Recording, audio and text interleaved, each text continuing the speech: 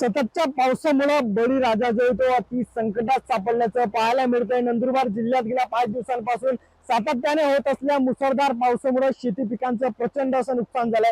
मी नंदुरबार तालुक्यातील भामरत परिसरात आहे आणि इथली जर आपण कापसाची शेती बघितली तर अक्षरशः कापूस जो आहे तो पूर्णतः भिजलेला आहे, बोंड काढे पडलेले आहेत, पावसात पूर्ण कापूस जो आहे तो भिजलेला आहे। त्यामुळे शेतकरी जो आहे तो मेरकुटीला आलेला पाहायला मिळतोय। माझ्यासोबत शेतकरी आहेत। कितीचं नुकसान झालंय? आपलं पाऊस पडतोय, भरपूर नुकसान झालं आहे, कमी लाखोने नुकसान झालेलं आहे। आमचं क्षेत्र कमीत कमी 6-7 एकर एवढं कापसाची लावणी झालेली आहे आणि पूर्ण हे नुकसान झालेलं आहे।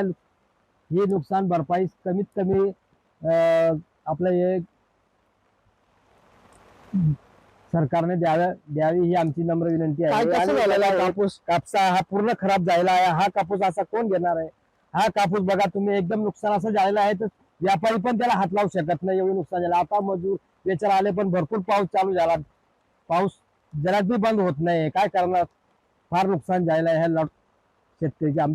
आपण बघू शकतो कशा पद्धतीने हा कापूस पूर्णतः काळा झालेला आहे, भिजलेला आहे। जे बोंड होते कापसाच्या झाडावरचे ते पूर्णतः काळा झालेला आहे, सडलेल्याची परिस्थिती आहे। मजूर लावून तोडणी सध्या सुरू होती, मात्र हा सततच्या पावसामुळे ही तोडणी देखील झालेली नाहीये। शेतकरी पूर्णतः संकटात सापडला आहे। व्यापारी देखील अत्यंत कमी दरामध्ये माल खरेदी करतायत। त्यामुळे एकीकडे आसमानी संकट तर दुसरीकडे कापसाला नसलेला भाव, त्यामुळे शेतकरी जो आहे तो आता रडण्याची अशी परिस्थिती निर्माण झालेली आहे। सरकारनं तातडीनं मदत करावी, सरकारनं पंचनामे करावेत, आर्थिक भरपाई मिळून द्यावी अशी मागणी शेतकऱ्यांकडून व्यक्त करण्यात येत आहे।